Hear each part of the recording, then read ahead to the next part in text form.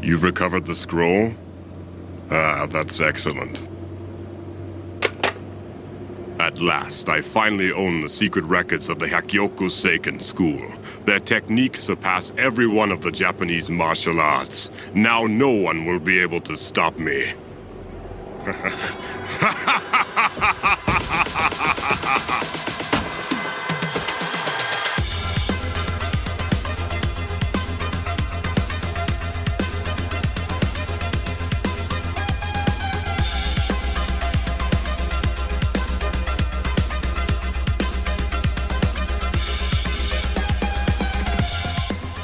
Folks, what if video games could be on your TV? Welcome to Draw Game. I'm your host, Alex Fraioli, and joining me as always, they called him Master Tongue in high school. It's Ray Barnholt. It's anime time. What do you think? That's what if the Fantastic Four were otaku? That's what the thing would say. All right. Yeah. Okay, yeah, sure. I was thinking about what it would be like if it was Johnny Storm, but then saying anime on doesn't make much sense, so... His sister, of course, Desu Storm. Yes. Perfect. Right. I love it. Right. Fantastic son. Yeah. Great. Hey, Alex, is this technically our second season? Because we banked some first of all, and banked some episodes, and we did our type S. No, then we're back for more. We're not doing 4-episode seasons. Do you want to pretend like if we are though? Yes. Okay.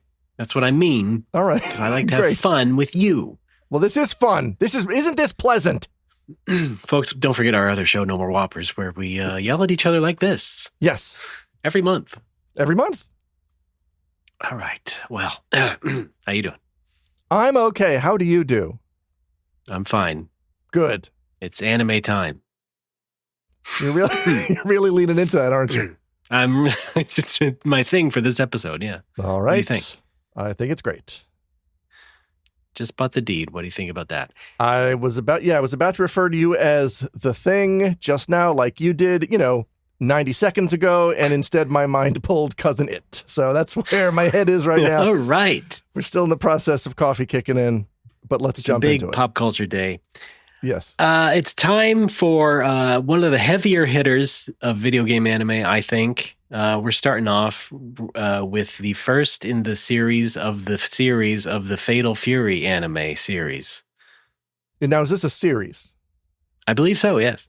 All right. They made a few of them, and we're going to start with the first one. We're not going to do these like one after the other. I'd like, I have a grand vision in mind. I'd like to spread it out a little bit, so we'll be doing something else next time. But okay. Yeah. Today's Fatal Fury, the first of 3 Fatal Fury things in the 90s, at least. Alex, I know already that you are familiar with it because of you watching that, what was it? Yes. Fatal Fury Stupidity video. So, yeah, we covered this in our very first episode, The Art of Fighting. I talked about the Art of Fighting Stupidity video. There is also one done by the Switcher for Fatal Fury, Legend of the Hungry Wolf. And it's also great. I almost want to say, you don't even need to watch the whole movie. You can just go watch that and then listen to this and you'll get it. But I guess so. It's the cliff notes of everything that we talk about here, yeah. Yeah, pretty much. It's every goofy moment made goofier. But we put ourselves through watching the whole real thing for you. We did. Yes. All right. Yeah, real bout draw game. That'll be our second bonus show on the Patreon. Great. So yes, we are going to talk about Fatal Fury, Legend of the Hungry Wolf, the anime thing, known in Japan as Battle Fighters Garo Densetsu. That's right. And we will get into why it's called that in just a second. But yes, the video game Fatal Fury, or indeed, as the Japanese know it, Garo Densetsu, which just happens to mean Legend of the Hungry Wolf. So we are watching Fatal Fury, Legend of the Hungry Wolf, which is kind of a, Resident Evil 7 Biohazard kind of situation going on there. Yeah, it's funny to me that the term Garo even sounds like a wolf growling. Because if you see that onomatopoeia in Japanese games, it's garu, which I used recently in an episode of 10 and 10 when I was dubbing dialogue for a wolf that was just growling, and it was garu. Pretty good. It's great. Yeah, I love that kind of stuff. Yes, and over here they called it Fatal Fury, and it was released around the end of 1991 on the Neo Geo by SNK, good old SNK. The Neo Geo 24-bit super system. Okay, not really 24-bit, but that's what they tried to pitch it as over here. You got to have the higher number. Yeah, well, of course, because you're charging people $700 for the console and $300 for a cartridge. So yeah. Oh boy. Bigger is indeed better. The Neo Geo philosophy. So 1991, end of 1991, Street Fighter II was out earlier in the year. And so with Fatal Fury's release, this kind of began the Capcom SNK fighting game arms race. Because soon after this, the Neo Geo would be known for little else except fighting games. So if you liked that genre, you got it in spades and then some from SNK. But I mentioned Street Fighter because the director behind Fatal Fury, Takashi Nishiyama, was also the director of Street Fighter 1. And you can definitely see some parallels there because Street Fighter 1 was, a one-on-one fighting game, but it was single player because you were always fighting the computer. It was not something that you could actually grab a friend and fight each other until Street Fighter 2, basically. So Fatal Fury did support 2 players, and it did have that kind of mode. But the main option was going co-op against the computer opponents in Fatal Fury.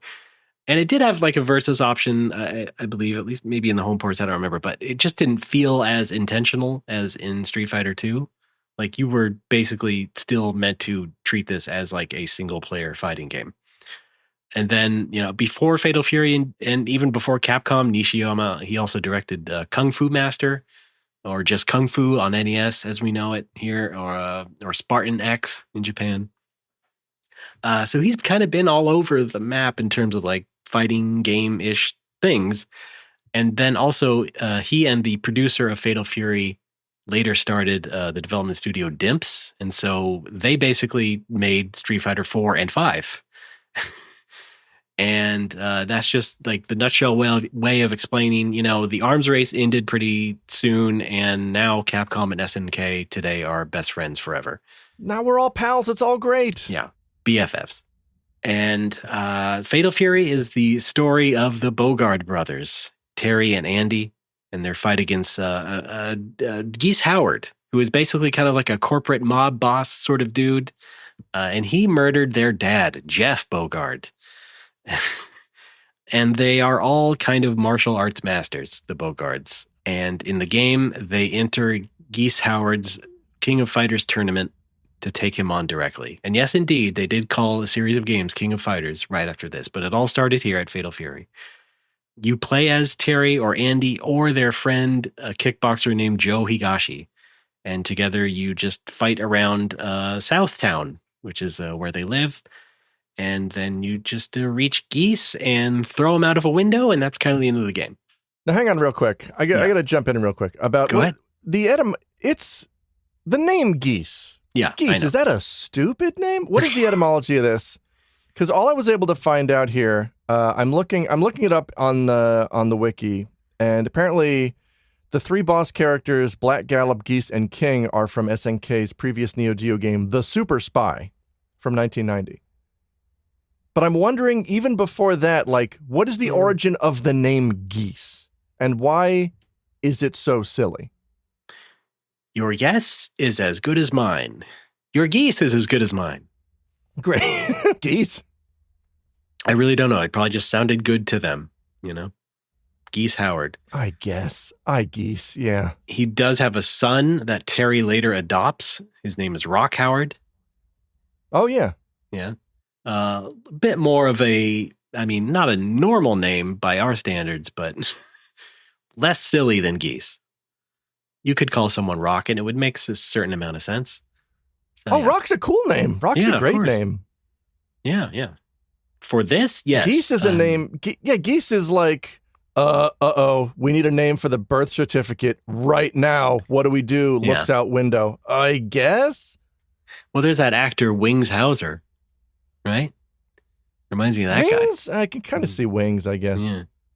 But even Goose, even Top Gun taught us that Goose can be a name, but Geese, plural's weird. You know what? Maybe that was it. Maybe they got it from Top Gun and decided to modify it and just make it They're Geese. like, oh, we're going to go one better. Yeah. He's twice the Goose.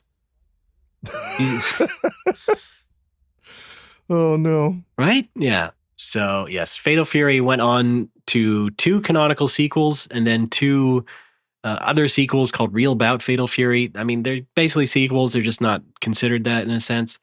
And then a few years after that, Garou, Mark of the Wolves, which was sort of a reboot that took place years later in time. That's where Rock debuted, and you got to play as Rock Howard.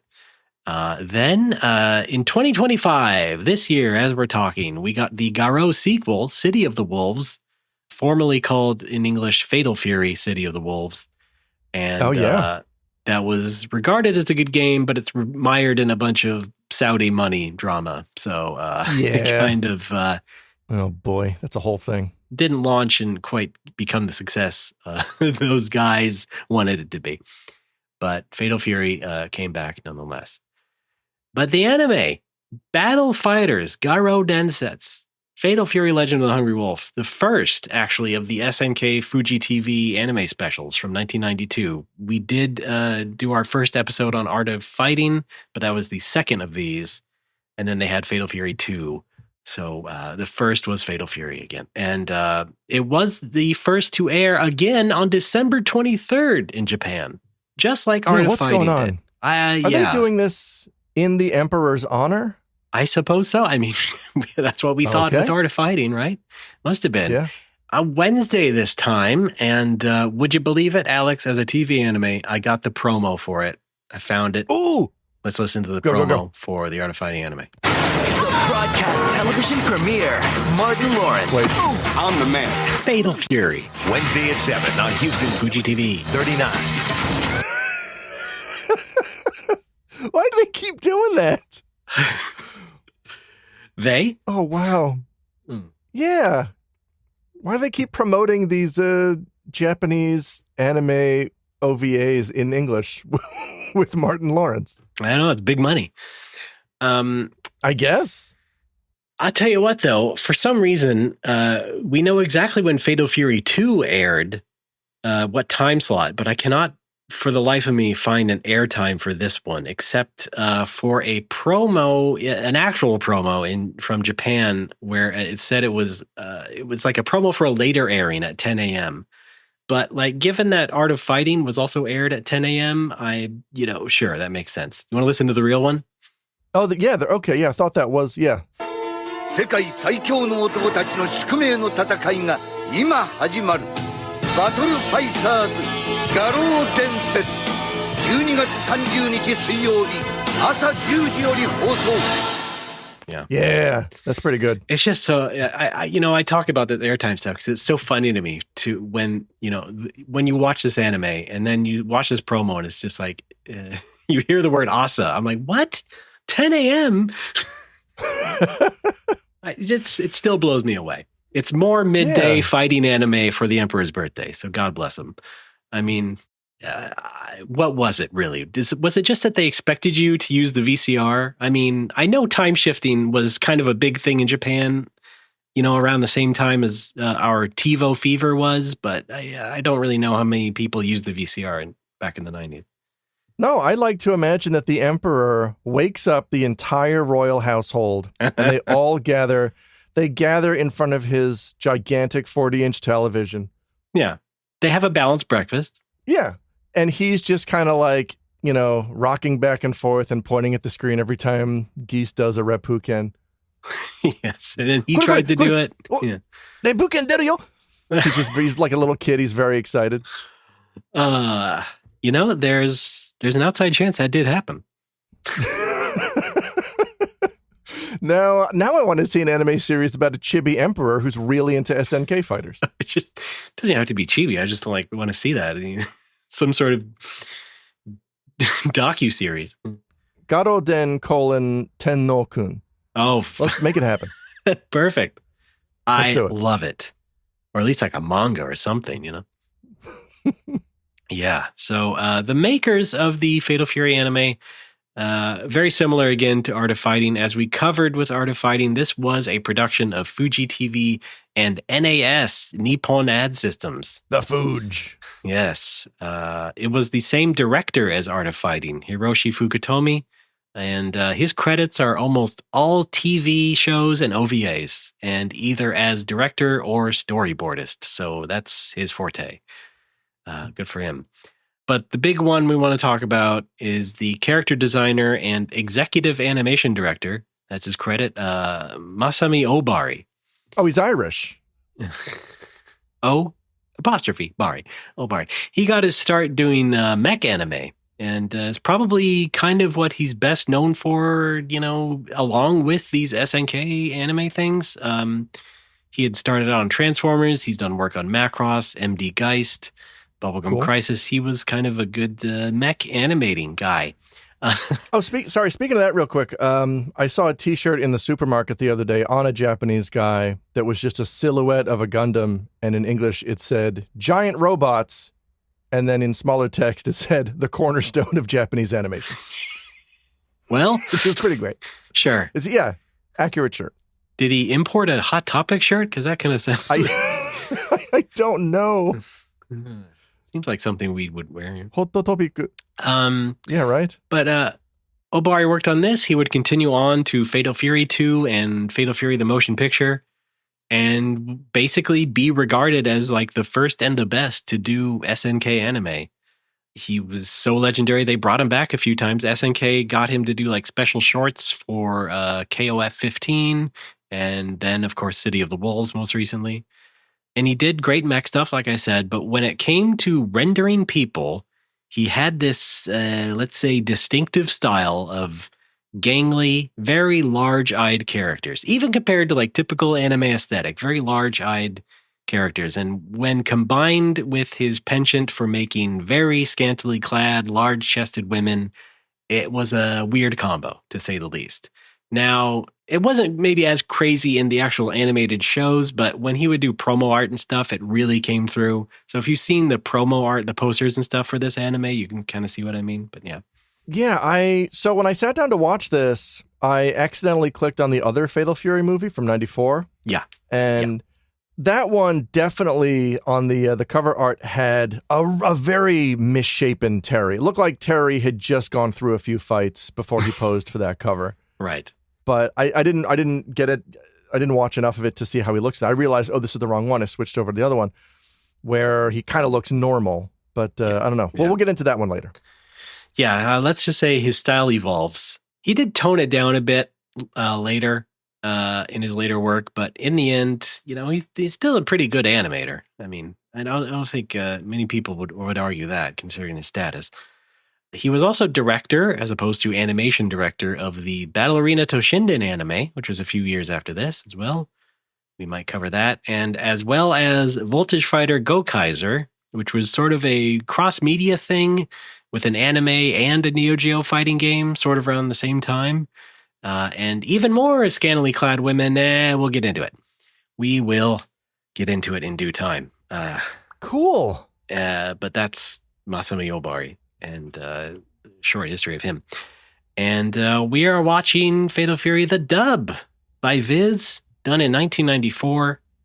They quickly went through the 3. They did this and 2 and the motion picture pretty quickly in succession.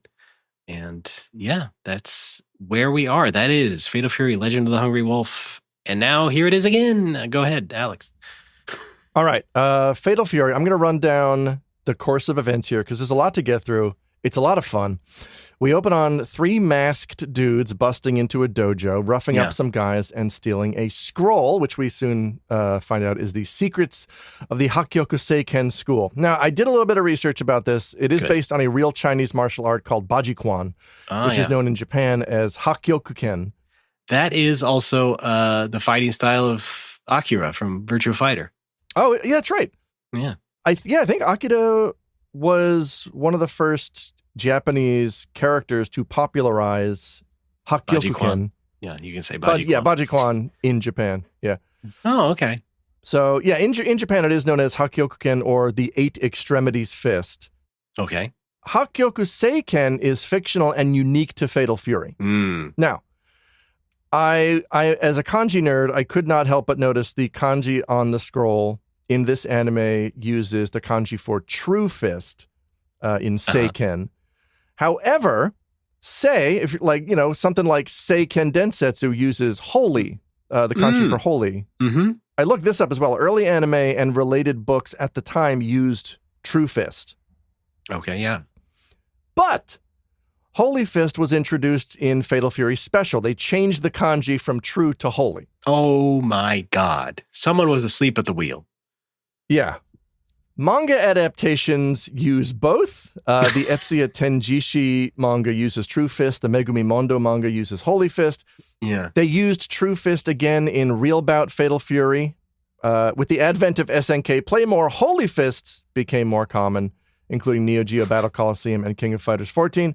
However, in the official Fatal Fury novel by Akihiko Udeshino and in the CG anime King of Fighters Destiny, it is True Fist. It doesn't matter. Wow. They're interchangeable. Use whatever you feel like. No, thank you. That was pretty nerdy. Strike with whatever fist you like is what I'm saying. As a quick follow-up, I am always fascinated by the concept of scrolls in fighting games or anime. Like, because I want to know, like, what could it possibly say? Like, punch him in the throat again? Like, what's written on the scroll? What is the secret technique? I don't know how just reading about a thing is going to make you do a fatality. Just says, like, punch him really hard. No harder than that. No harder. Yeah. It's just you unfurl the scroll and it's just more grapples? I don't know. So maybe lift your foot a little bit. Watch your stance. Yeah, right. It's just like when I play fitness games. It's like shoulder width apart. Put your feet shoulder width apart. Oh yeah, that's a general rule if you're doing anything with your body. Feet should be shoulder width apart. Yeah. Mm-hmm. So then we cut to Geese in the car getting the news that the secrets of the Hakyoku Seiken are now his. We move to a beautiful day in Southtown. It's daytime. The Fatal Fury babies, Terry and Andy, are out for a stroll with Master Tongue. Big laugh out loud moment for me seeing that Terry and Andy as kids just wear the same clothes as adults. Right, yes, yeah, just like Muppet Babies, yeah. Yeah, it's a classic babies move. Can I also say, yes, Andy Bogard in this anime is blue-haired. Andy is blonde-haired everywhere else. Oh, yeah. And so I am once again asking, why are we doing hair changes in these SNK shows? Now, granted, spoilers for Fatal Fury 2, his hairs were fixed. It is blonde. Oh, God. But I just have to wonder why he ends up with this bluish hair in this particular anime when there's really no reason for it other than someone just thought it was better. But who and why? I think it's the same reason that anime characters in general have multicolored hair, and it's just, well, if every character has the same colored hair, how are you going to tell them apart? There's no way to. Yeah. So with all these other blonde characters, we got to make it blue? Yeah, the anime guys know best. Yeah, of course. All right. Yeah. Just saying. They did it with Ryo, and now they're doing it with Andy. And don't forget, their dad's name is Jeff, even though they don't say it until like more than halfway through the show. Yeah, Jeff is a great name for a big martial arts dude with a mustache. Yeah. I love it. All right, so the Fatal Fury babies are out for a stroll with their sensei, Tung Furu. Thanks for everything, Julie Newmar. They look down below, and Andy waves to his dad, Jeff, down below, who is surrounded by street urchins asking for change. He's a nice guy, so of course he's going to help him out. A flower girl approaches and asks if he'll buy a flower.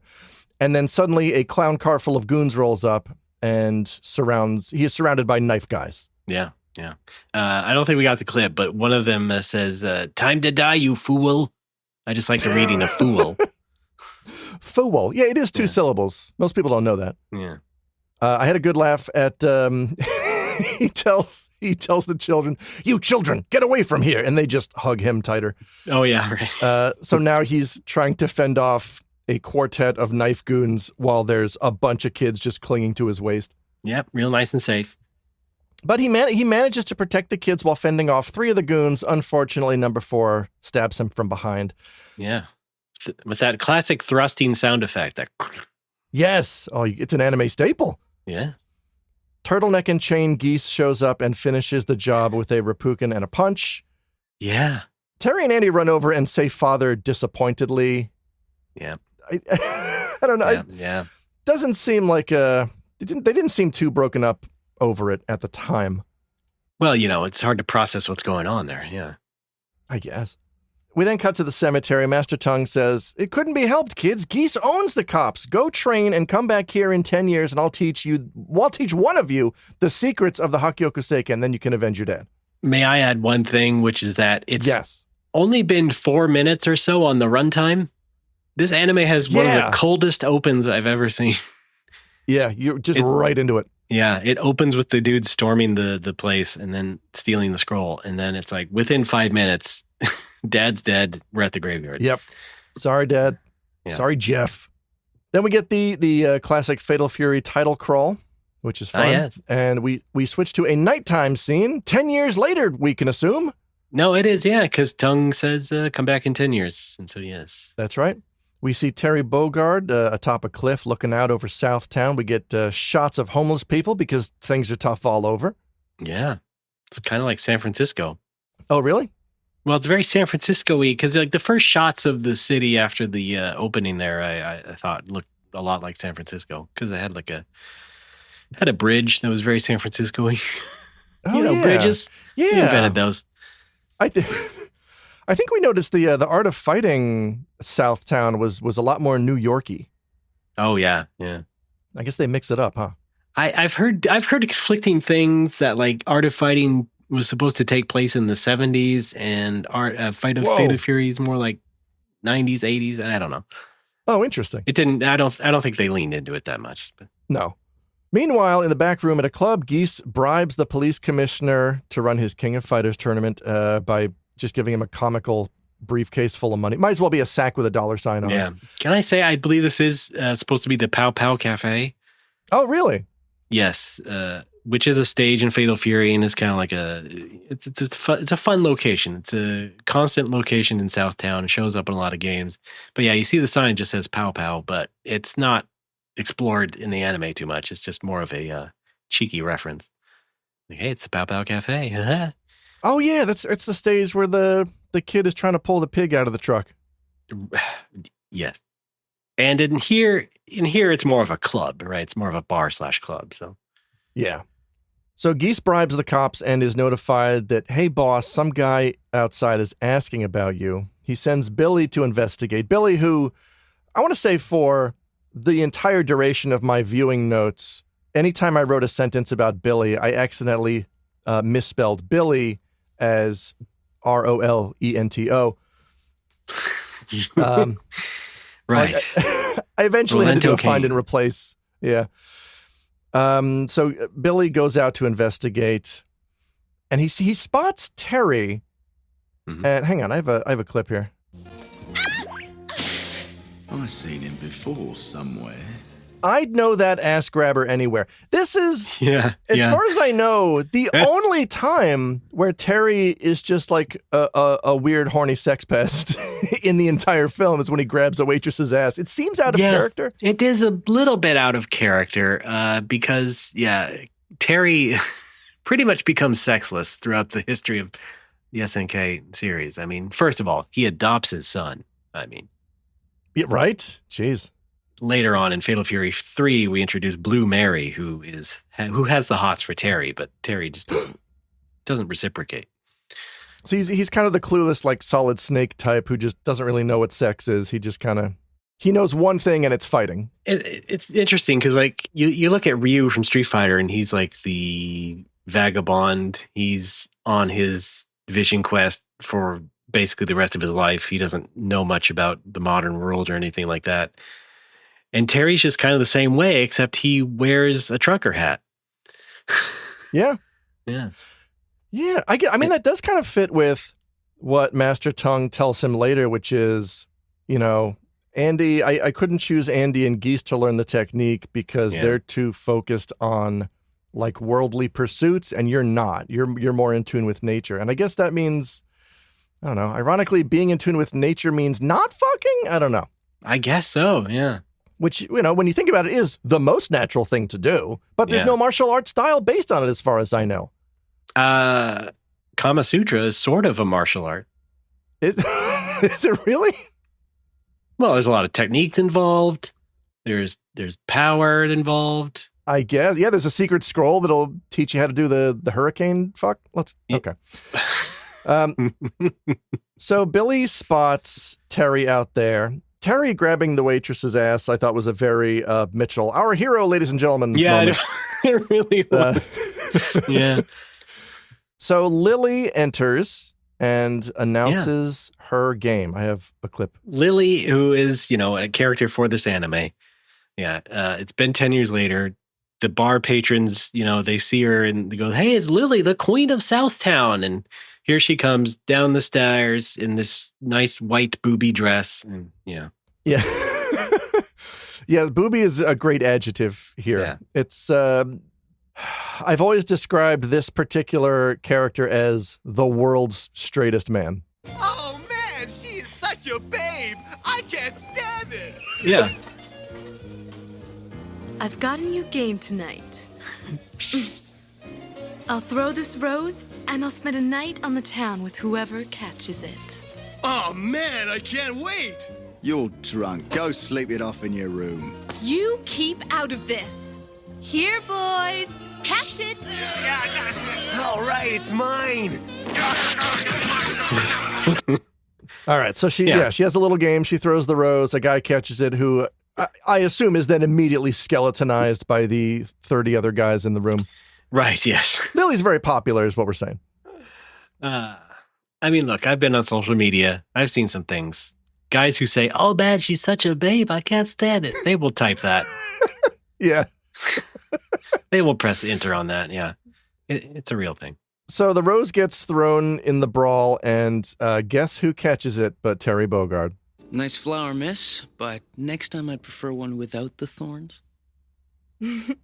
Such a gentleman. I like you.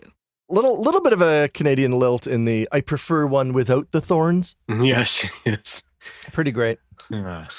Yeah, but now Terry's the next one to get married. Is that how that works? That's right. Yes. Now he has to. Yes. Yes.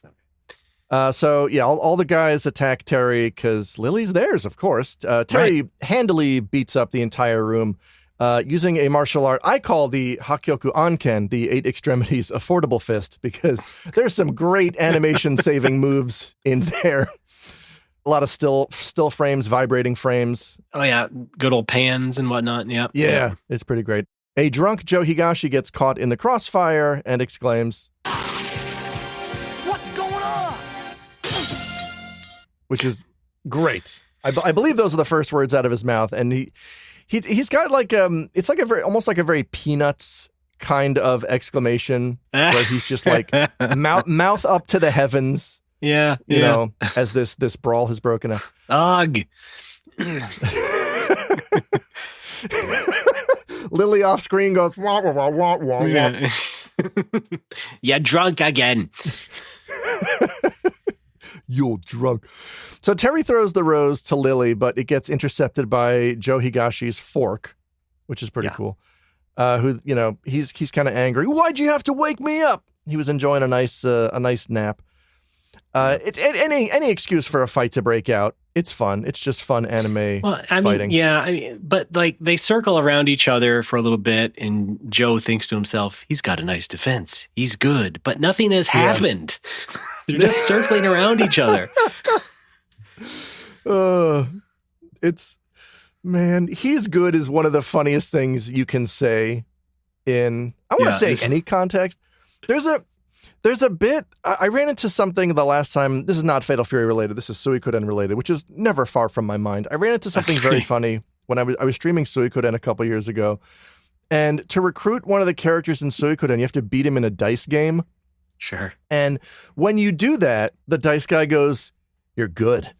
Except there's a possibility, because the dice guy takes his turn first. And if you roll the dice, if they bounce out of the cup, you lose immediately. And this can RNG can cause this to happen on his turn. And he goes first. And it happened where he's like, all right, I'll go first. And he throws the dice. They bounce off the cup. He loses immediately. He goes, you're good. And so anytime I hear that, it makes me laugh really hard. That's amazing. Yeah. The amazing. Yeah. The best face saving move. Just being like, yeah. Hey, nice one there, shooter. You're not bad. You're better than I thought.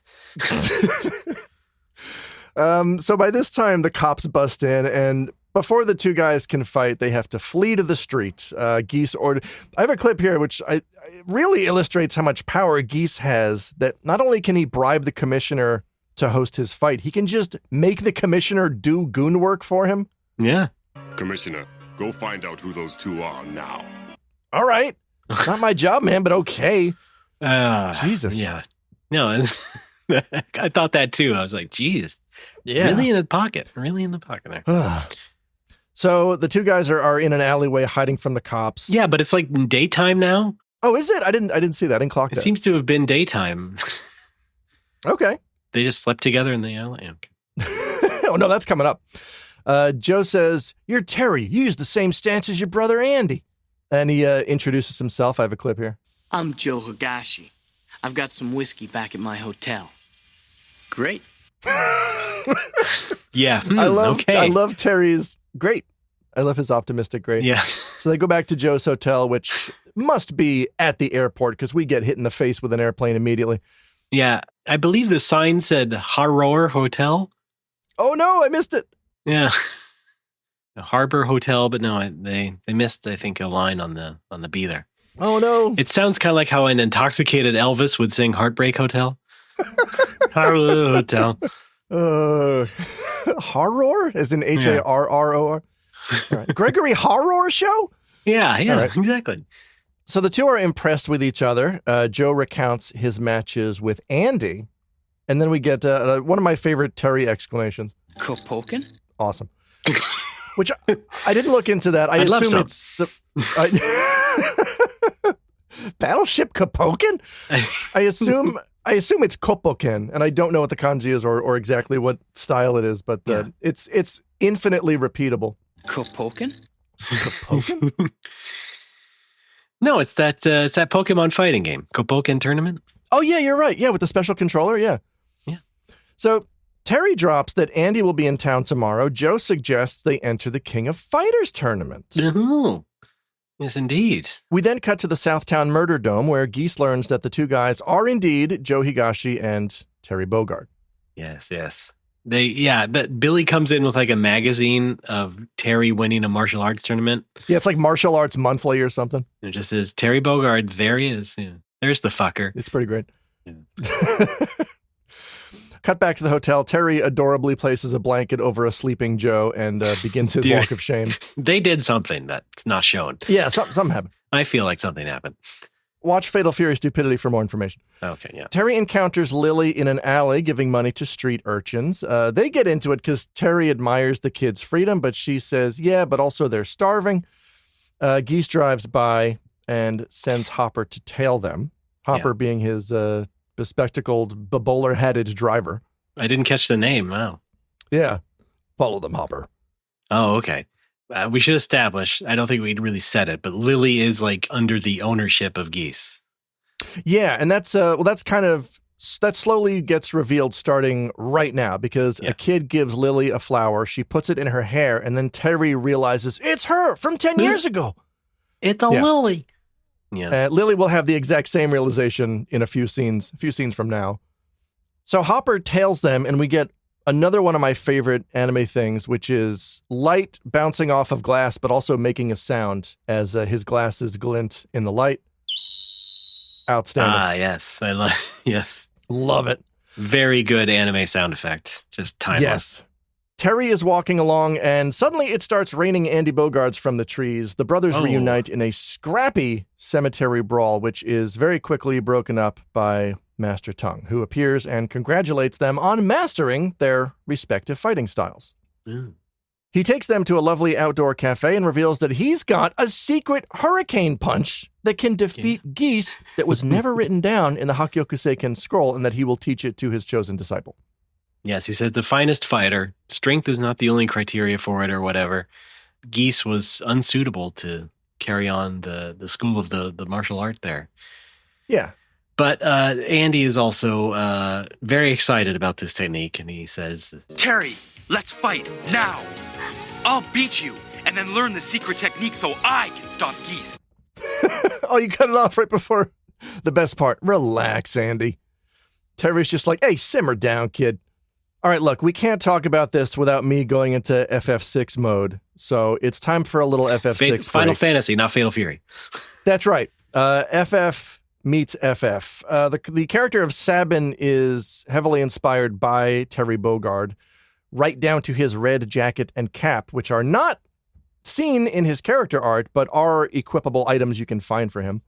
Oh. This extends to his backstory. He and his fellow pupil Vargas. I think Vargas is meant to be a Geese analog because he's hungry for power and he tries to kill their master because of it, to learn a secret technique. Wow, yeah. Yeah.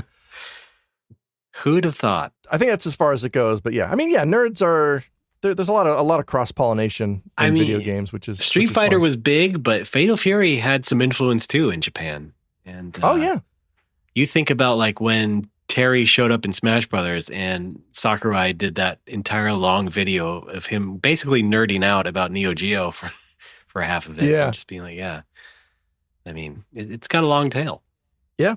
So Master Tongue breaks this news to them. Geese's men at the next table over here and leave. Master Tongue goes, those were Geese's men. Thanks, Sensei. You could have picked any table. Or we could have moved. We could have gone inside. Could have gone inside, got the VIP table or something. Yeah. So Terry's idea is, all right, Andy, let's fight at the King of Fighters tournament. Geese will be there. Andy enthusiastically agrees. We're just putting everybody in one place for combat to happen. Mm-hmm. That night in the Southtown Murder Dome, Geese says in his office, I never expected Tung Fu Ru to get involved with Jeff Bogard's sons. They were there the day you killed him. Yeah. They were in front of you. And really, wearing dude? the same clothes, might I add. Yeah. Like, you can put two and two together. Are you that much of an asshole that you just don't pay attention to anything else around you? As long as you kill somebody and you're done. He was right there. It's not even his own lack of observation, but like, it's his role, his character as rich asshole is like he controls information. He knows things. He has people who are constantly running surveillance. This would come up. You would know this. Yeah. Never expected it, huh? All right. So this is when Lily has her own gasp, it's him moment when she sees the photos of Terry and Andy. Big laugh out loud moment when Geese hears the news that there's a secret technique not in the scroll.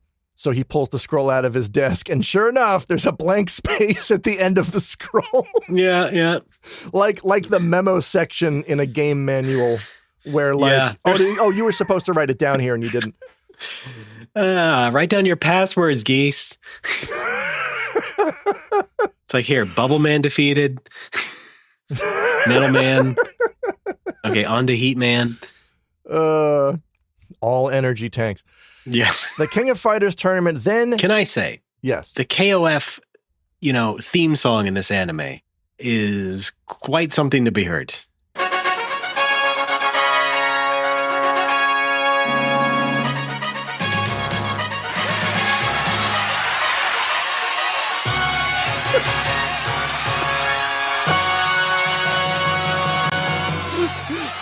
It's like the comedy Bang Bang Would You Rather theme. Yeah, we got to use that later. We got to use that for a segment or something. I just want to. I do, just for the sake of comparison, just give you the theme song of the first KOF game. Okay.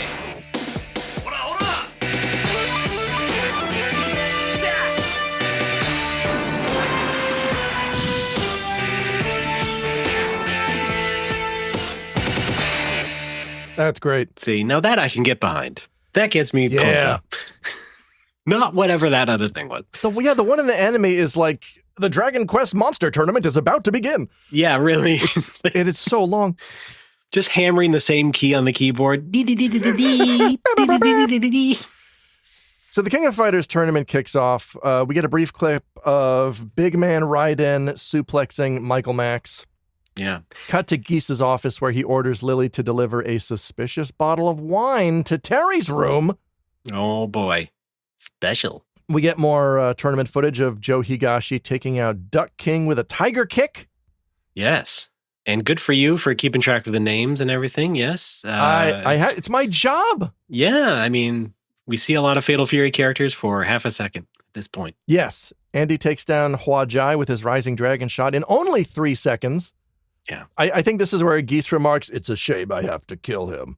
Yes. Which is great villain dialogue. Lily takes the wine to Terry, who pours 2 glasses. I think it's one of those colorless wines made from ghost grapes because it just looks like water. TV safe, I guess. I don't know. You know, we got kids watching this at 10 a.m. Oh, yeah. It could have been sake in the Japanese version. I wasn't even thinking of that. It probably, South. Yeah, that's right. Because Geese is a weeb. They probably made it sake. Yeah, right. Terry says, "Let's drink to my victory and your freedom." But as he's about to take a sip, Lily's conscience wins out and she swats the glass out of his hand like a kitty cat. Yeah, I've liked how we got the slow motion heartbeat sequence of Terry lifting the glass to his mouth before she really goes, "No." Really great. Good slow-mo, good dramatic tension. Yeah. Classic.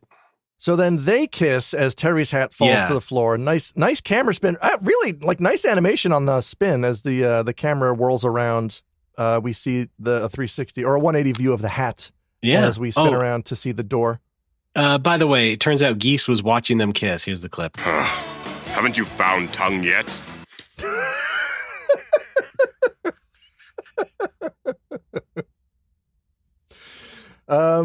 Geese also listened to this podcast and is about to remark on that joke. That makes both of you fools. Great. Oh, well. But yeah, I think that was probably the most action Terry has ever been seen to get. Oh, yeah, right? Was that this sucking face? Yeah. Wow, fatal face. I got nothing. Is that that's like when you say face card. That's a thing. That's a nice little slang from these days now. Is it? What's face card? You got a face card that never declines because you are hot. You see, your face card never declines instead of your credit card. The fuck does that mean? It's kind of a jokey thing. Like, hey, what if your credit card declined when you're paying for this coffee? Well, your face card never declines. Wink. All right. I don't think Alex has ever had any action either. My face card keeps getting declined. Yeah. It's expired. All right. So it's time for Terry's fight. He goes out there. It's Terry versus Richard Meyer. Terry enters as Geese searches for Tongue, who has disguised himself with the help of a cheerful woman. He's wearing a cute little sun hat. I just want to say, is that supposed to be Mai? Oh, I didn't like even... That woman sort of resembles Mai Shiranui from Fatal Fury 2, but... I did not... She just has that kind of look, and also, like, the voice actress, I don't know who it was. I didn't look that hard or anything, but sounds similar to the lady who did Mai in Fatal Fury 2, as we will see later. Wow. But yeah, I did not even consider that. It's possible, yeah. Maybe it was just a coincidence. Just a cheeky thing, maybe. Sure thing, mister. Yeah, sure. Maybe. That's what I thought. Oh, I forgot to play this clip earlier, but it's kind of relevant to the whole movie. Billy's Cockney accent is something. Boss, Joe Higashi, Terry Bogard, and Andy Bogard just signed up for the King of Fighters tournament. What?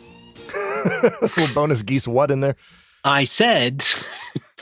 It's like every Dragon Quest nerd who thinks they can do a Genghis voice. It's not great. Yeah, kind of. So Terry weathers Richard's blows and then takes Richard down with a rising tackle. Yeah. Which is neither. No, yeah. He just knee bombed his chest. There was nothing rising or tackling about it. In this anime. In this anime, yeah. That seems to be a thing with this production in general, because like moves are not what they are in the game. Really, when they're acted out. Not, okay. I see. Can I just say also, there's like a little sequence of like, as these guys are fighting and beating dudes, there's like shots of the tournament board. Oh, yeah? And There's a couple of funny names on there. It's not like a huge funny thing, but I did notice the name Warner B. Thought maybe that was Warner Brothers. Warner Brothers. Maybe. Yeah, we had Yakko versus Wacko was up next. Yeah. If you see the police, warn a brother. And that was a shirt I've seen back in the day. Yeah, okay. And then a misspelled... Jesus. They misspelled Raiden, R-I-D-E-N. Oh, Raiden? Yeah. Like Biden, but with an R. And yeah. Right, sure. That's all. Joe Raiden. Great. That's all with that. Yeah. Okay. So Joe and Andy are watching the fight from ringside, and Joe, this is some extreme foreshadowing with these comparisons. Yeah. Terry seems to be enjoying himself. It's weird, you know? You fight like an animal, all baring your fangs and stuff, while Terry's more solid, like a tree or something, with his roots sunk in the earth. Like it's like he already knows how the hurricane punch is performed and is just saying, yeah, he'll be able to do that later because that's his style. He's like a tree and he's got roots. He has such like little brother energy in his line read there. Yeah. It's like great. Terry's like super cool and you're like a little bit different. Yeah. So we do have to condense an entire tournament down into this one sequence of scenes. So we get a still image montage of Billy, Raiden, Andy, Terry, and Joe advancing in the rankings. Mm-hmm. This gets us all the way to the quarterfinals. Terry versus Andy, brother versus brother. Well, Yeah. if it isn't the Bogard brothers. That's right. But just before that, we see Geese's sniper getting in place in the rafters because, of course, he's gonna fight dirty. I had to laugh. I was like, Jesus, you just couldn't have him try and meet you and maybe you would kill them. No, you just had to get a sniper rifle, a sniper up in the rafters. My assumption was like, okay, he's gonna let Terry get as far as he can in the tournament, and then Geese is gonna fight him and just murder him in the ring. Like, why not do that? Or even like, you know how at the end of Gladiator when Wacky Phoenix just stabs Russell Crowe before the fight and, you know, Russell Crowe's got to do it wounded. I thought it'd be one of those where like, you know, he injures Terry somehow under his clothes and then just crushes him in the fight. But no, It's just, here's a sniper. What if I shoot you? Yeah. Typical rich guy asshole behavior. Just like use everyone else as a shield. Yeah. So Joe clocks the sniper just as the fight starts and runs into the ring. He has like spider sense. Joe gets spider sense. Yes, I have a clip of it. Before I play it though, I want to say like, I love that. I love the animation on his headband as he turns his head and like the headband is slowly falling. Like that's the kind of animation I love when someone is speaking quickly, but then something is happening slowly in the background. Here's a clip of him realizing the sniper's there and then rushing into the ring to take the bullet. Terry! Andy!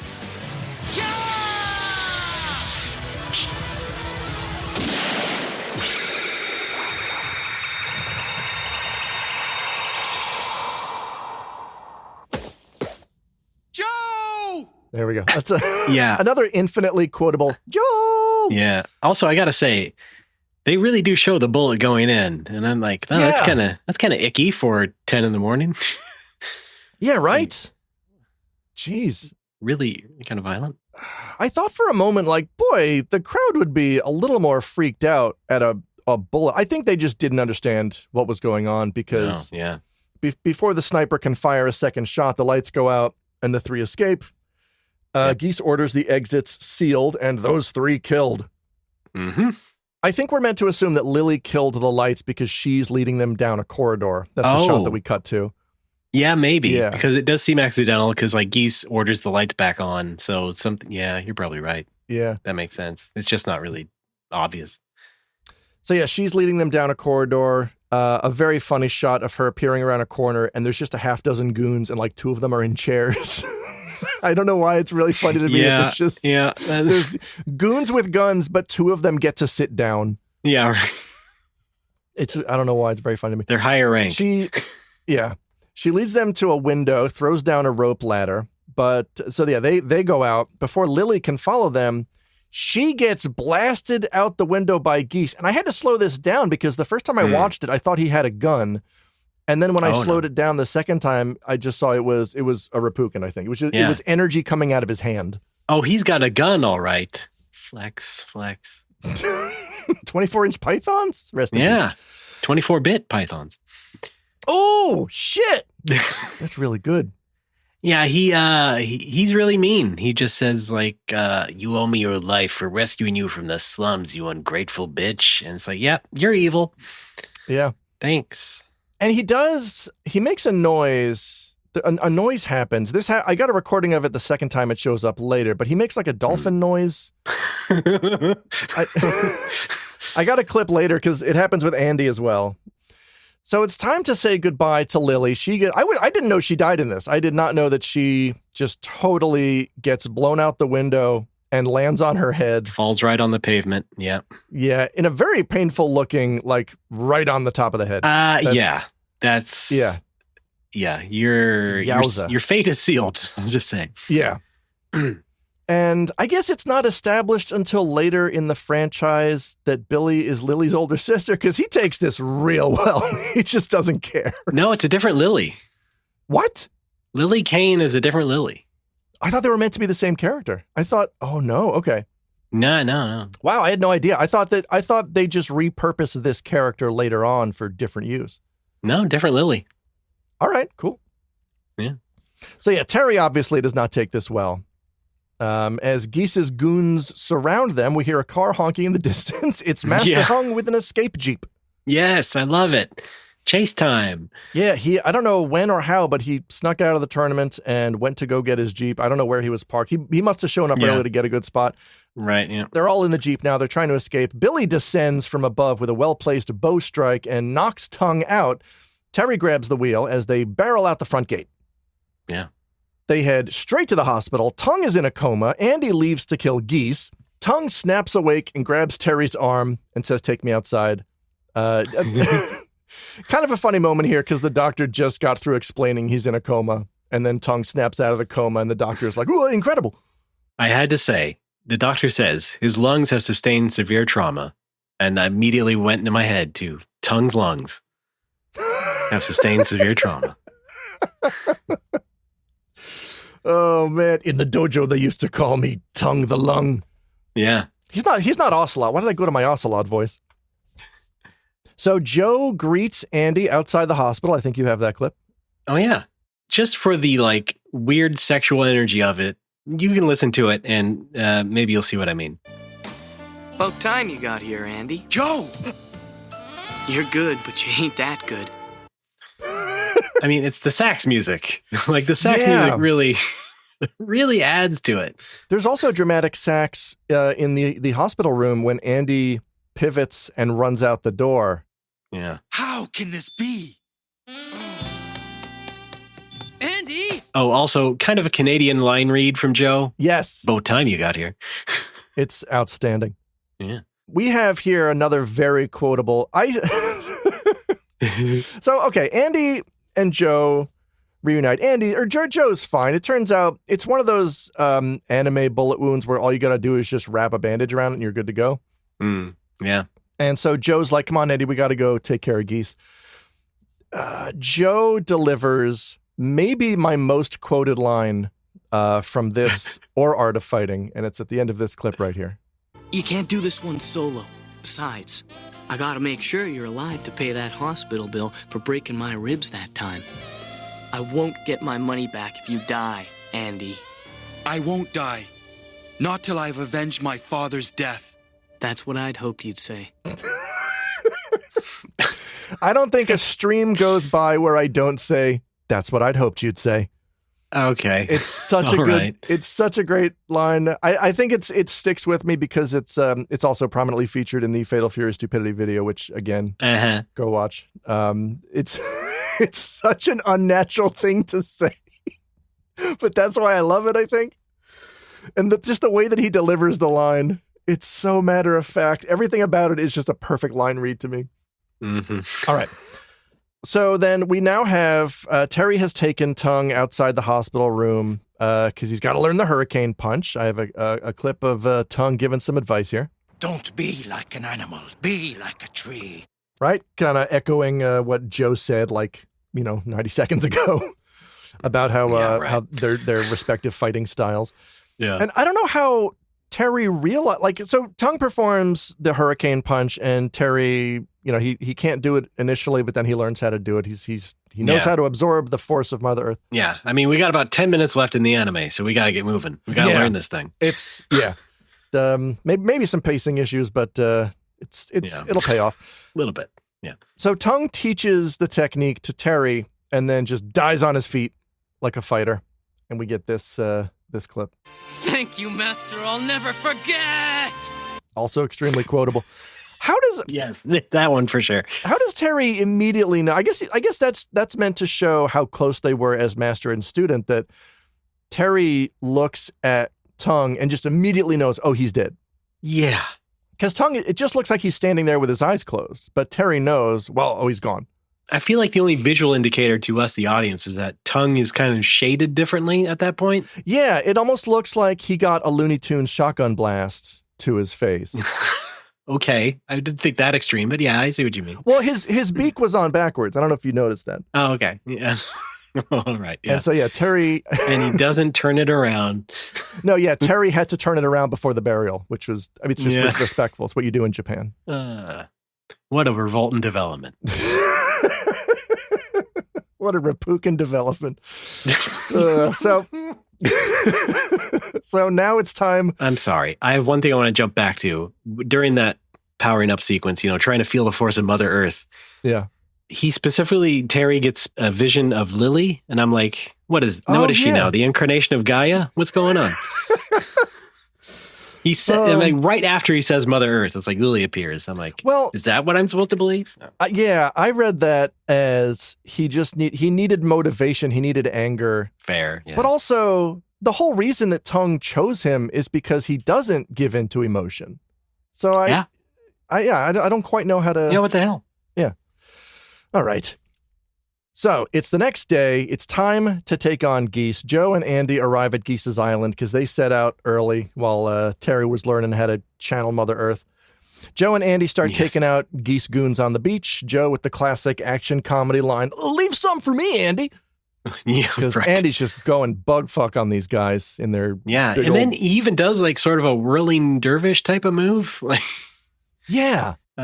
I can't fully remember if he does that in the game or not, but it's like he kind of spins in the air and it's funny looking in the anime. What's especially funny about this to me is that the premise for this anime is that there's a secret move that Tung has kept hidden, and it's the hurricane punch. There's like 4 other hurricane moves in this that other people do. So right. Yeah, I know. You could have called it Earth Punch. You could have called it anything else because, Billy has a hurricane move. Geese has a hurricane move. Andy does a hurricane move. It's a pretty popular martial arts move. Yeah. I think it's also a cool sounding word. I don't know about Japanese, but hurricane. Oh, yeah, it's great. It's a cool sounding word. Yeah. Love it. So they find Billy waiting atop one of Geese's Godzilla statues up there, and he and Raiden start fighting Andy and Joe. This whole thing is so crazy. It's like there's no Geese Island in Fatal Fury. It's not. I mean, it makes so sense ridiculous. Though. If I was if you were a rich, evil martial arts asshole, you definitely have your own private island. Yes, I know. It was also visited in the last Like a Dragon game, Infinite Wealth. Oh, the bad guy is holed up on an island. Great. An isolated island, yeah. So something interesting I noticed here is that Raiden, if you're not familiar with Fatal Fury, Raiden is a big burly wrestler character who I think is supposed to be Australian and is definitely not Australian in the dub. Oh, yeah. I never really caught his nationality. I always thought he was American. Just named Raiden. And Raiden, he spits something in Joe's eyes, and I'm like, hang on, I've seen that before. I've seen it in Super Punch-Out because Masked Muscle, who is also a wrestler, a wrestler playing at boxing, spits in Little Mac's eyes. If anything, Super Punch-Out came after this. I would say it was inspired by this. I think they were both just inspired by poison mist as seen in Japanese wrestling. Because it's a thing in Japanese wrestling. The Great Kabuki and the Great Muta did it where they just and it's more popular now. You just load up your mouth with something and you just spit it in your opponent's eyes. It's a Japanese wrestling thing. Oh. I just thought it was kind of cool. Okay, yeah, it didn't connect to me. I just interpreted it as dirt or something, and just like a dirty fighting sort of move. But yeah, a goon tells Geese up top that hey, they're fighting their way up here, and Geese's response the Bogards are coming. The Bogards are coming. One if by land, two if by sea. That's right. I have Geese's response to this news right here. Hercules, the Cyclops tore off my clothes. Great. Yep.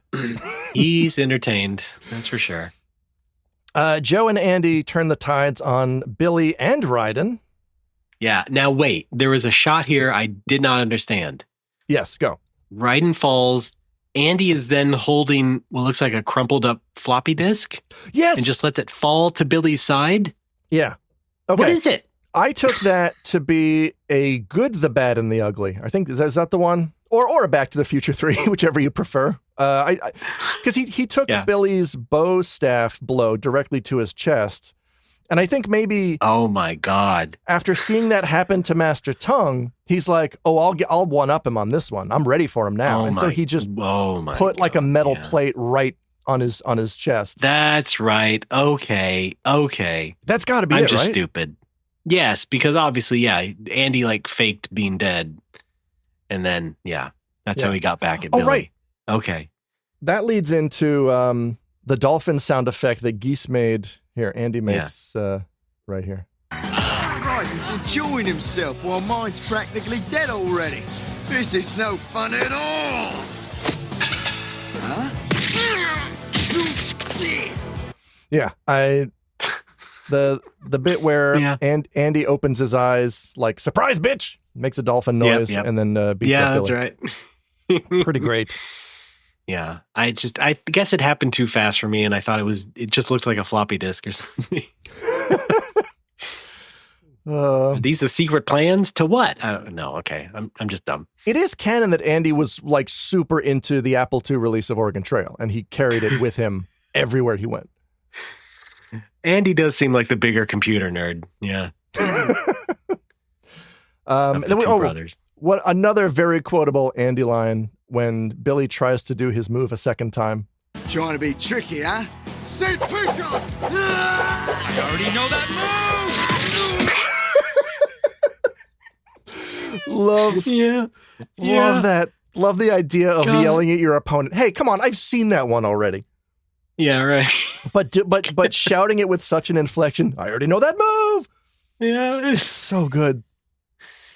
Yep, I do love it. Oh man. So Terry arrives at the island just as Andy and Joe reach Geese at the top. Terry does a running jump off of the boat. Very dangerous, but he's in a hurry, so I get it. Andy and Joe are about to face Geese at the top. Yeah, and Andy is just yelling at Geese or whatever, and Geese is doing his rich asshole sort of thing, like, you can't beat me, blah, blah, blah. And then Andy just rushes him by saying this. You're going down, man! Which, when I saw that, was immediately followed in my mind by Jimmy Pardo saying, who is that guy? Yeah, right. Which, very... anytime he says... Out of character, out of scene, out of everything. You've not talked like that the entire movie. That's a weird place to bust it out. Yeah. Just so mad. It's just like, it's like road rage. You're just like sputtering out anything that comes to mind. Just like, oh no. Yeah. Unfortunately, Andy is immediately laid out by Geese's Reppuken. The moves are becoming increasingly DBZ at this point. There's a lot more flashing light and just energy and such. Yep, definitely. So Terry finally arrives at the top. Andy and Joe not doing it, just not doing it. Terry engages Geese, tries a power wave, tries a burn knuckle, but Geese counters handily. Yep. Then Terry realizes, oh, right, the super move I just learned, the point of the whole movie. Yeah. So he starts... I'm like, again, guys, we got a few minutes here. Yeah. Terry starts absorbing the power of Mother Earth and releases the hurricane punch. Yeah, I love the line, too. Come on, Terry. Absorb the force of Mother Earth into your body. Like, come on. Come on. Terry's idea of meditating, just like Come on, Terry, meditate. Come on. Meditate harder. Asshole. So Terry releases the hurricane punch, but Geese is still standing. It turns out he needs more chi. Which tongue was pronouncing ki, by the way? I know you can pronounce it both ways. I always thought chi was closer to the actual. I don't know. They're both exotic. Yes, exactly. Oriental. Yes, it is. So yeah, Terry gets mad and he decides to go jazz with it, and he combines techniques to make the Hado Senpukyaku a legally distinct SNK creation. Yes, indeed. He combines the hurricane punch with a Hado meaning wave, as in Hadoken, or if you're a Xenogears nerd, the Hado Sonzai, the wave existence is that's how the word was cemented to me learning Japanese. Yes, this is the one that takes out Geese. Terry succeeds in avenging Jeff, Tongue, and Lily.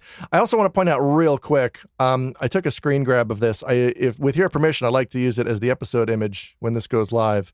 Okay.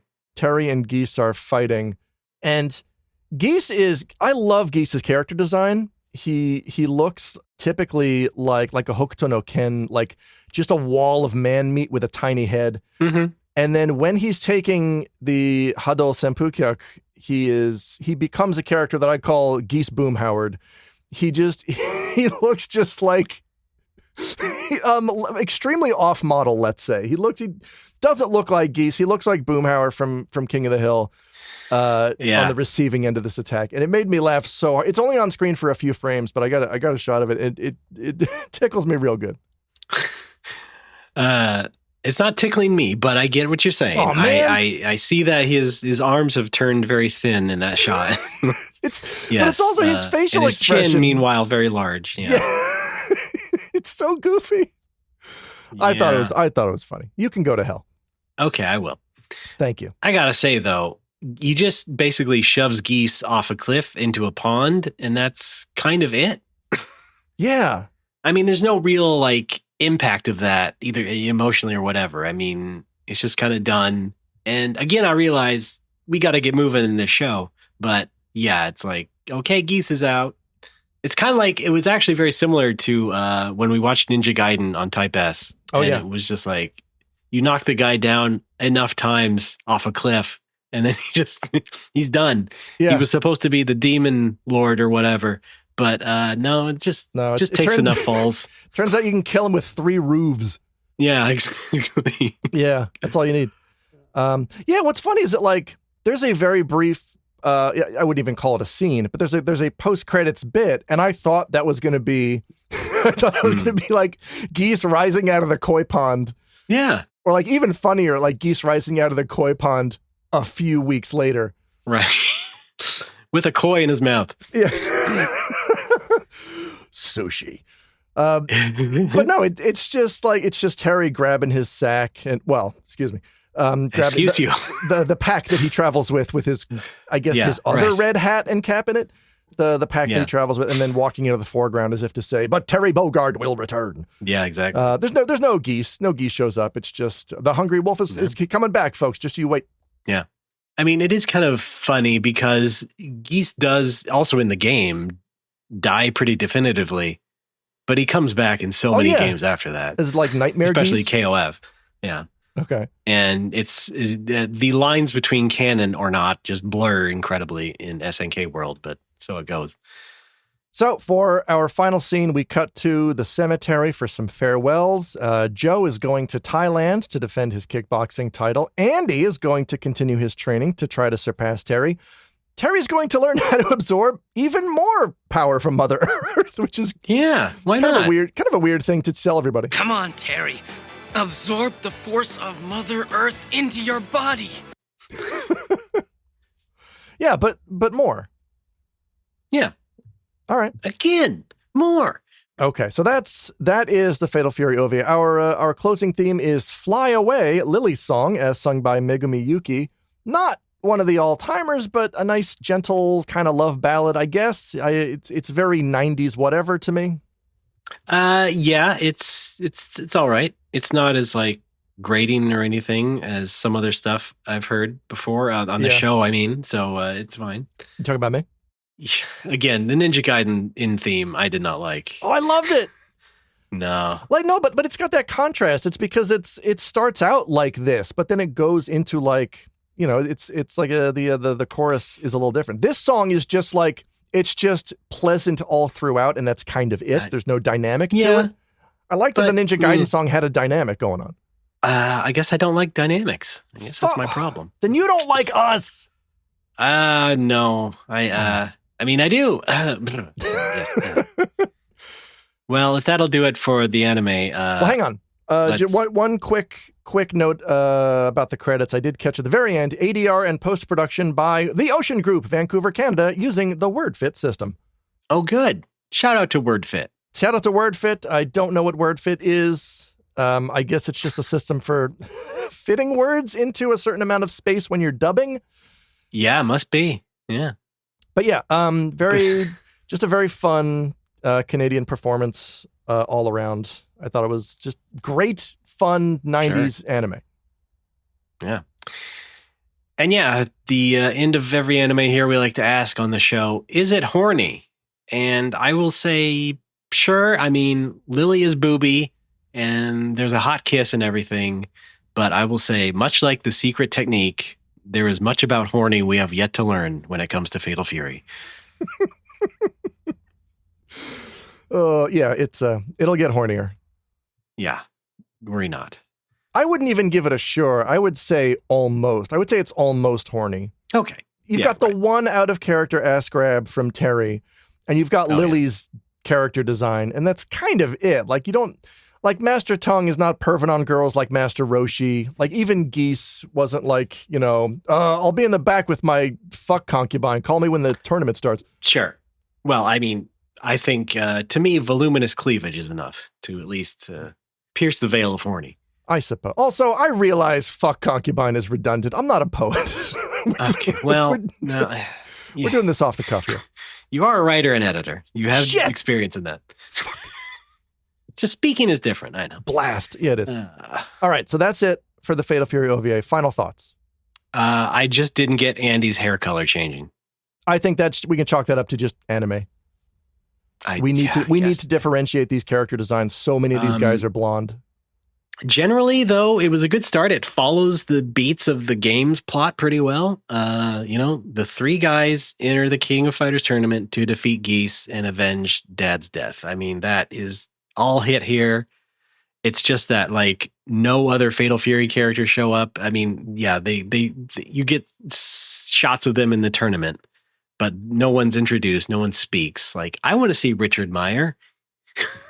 I want to see Richard Meyer do some capoeira stuff. Yeah, that was fun. But, like he does in the games, but not so much here. It's very focused on Terry, Andy, and Joe. That's fine. Did you know that capoeira is actually short for Capsule O'Hara? I did. All right. You're too good, Alex. You're just too good. You just stun me all the time. Great. It's like a reppuken to my psyche. Yeah, no, I have to say, I don't really have a lot of feelings, too strong feelings one way or the other about Fatal Fury, this first one. It does its job. It does it better than Art of Fighting. I'll say that much. I don't know. So, I enjoy, oh boy, I think I enjoy Art of Fighting more than this. Because Art of Fighting took too many liberties. Art of Fighting doesn't, the only thing from the game it follows is that Yuri's kidnapped. Okay. But Fatal Fury hits pretty much all the main beats from the game. I'm going to say what I said in episode 1, which is I didn't grow up playing SNK fighters. I basically only know these characters through the anime. And for that reason, I like this for the same reason I like Art of Fighting, because of the stupidity videos. And it's just stupid fun fighting with a very funny dub. And to me, that's also 45 minutes. Can't go wrong. Short run time. Have some fun. I guess what also, like, how I feel slightly indifferent is because, like, yeah, the dub has funny parts, but it's pretty competent. So, like, I don't know. I haven't seen the stupidity video, so I haven't seen that stuff, like, taken out of context in such a way. So just viewing the show beginning to end linearly, it's just like, yeah, that was pretty good. Yeah. Sure, these guys sound a bit too young and a bit too Canadian, but it's fine. If you do watch the stupidity video, keep in mind, just like the Art of Fighting stupidity, I watched those first. Yeah. And repeatedly. Yes, I sat down to watch these OVAs for the first time for this podcast. Yeah. It was just watching the stupidity videos for years on end. Right. Until finally seeing them in their entirety. Yeah, it's just an interesting opposing views that we have here, just because of the ways we came to this. So, like two sides of the same fist. Yeah, pretty much. Yeah. Great. But not too bad. Of course, I can't wait for Fatal Fury 2, but that'll be a little bit later here on the show. Now that I know nothing about. I've not seen any clips of that. Oh, get ready. Yes. I am ready. Okay, great. Well, you're ready to end the show. I am. Folks, you can go to our website, drawgamepod.com, for more draw game information. You can also support us on patreon.com/NoMoreWhoppers. There are various tiers. You can get our bonus show, Draw Game Type S. If you're listening to this, that means our first Type S episode, Ninja Gaiden, is already out, and it's only for donors. Mm-hmm. And it's the one where we talk about subs. So yes, no dubs. Subs for the special patrons. Yes. Try to sleep with that knowledge. You could also find us on our Discord. You could hang out there. You could ask us. You can ask me literally any question you want about Dragon Quest III, and I will answer it. Okay. I'll try that later. You could ask Ray anything you want about Silent Bomber. I bet he would answer that. Oh, come on. No? Almost. That's a good game. Oh, and by the time this comes out, my new video essay will be out. It doesn't have a name yet, but it's about FF11 and FF14. I sure wish I knew what the name was so I could say it here. But you can find that. The FF11 and FF14 video by Alex Fraioli. No! Search it. It's... You can probably find that linked from patui.org. That is my website. All my stuff is there, including my voice work and other stuff. You can go to patreon.com/patui and support me directly and get the exclusive podcast 10 in 10. It's an audio let's play of the video game MMO Dragon Quest X, which is not available in English, but I put it into English on the fly and perform it at you. Ray? 10 in 10, wow. You're bringing back the classics. That's right. Where are you found? My website is rdbaaa.space. RDB or AAA would be the initials I would input at the end of playing Fatal Fury. And that's my list of links, but that's also my username on Blue Sky. I also make video games. Bipedal.dog is my website for my company, Bipedal Dog. I have a game out called Blast Rush LS on Steam and Switch. It's a little funny, kooky, shoot-'em-up game. Check it out. I love it. You've been paid to love it.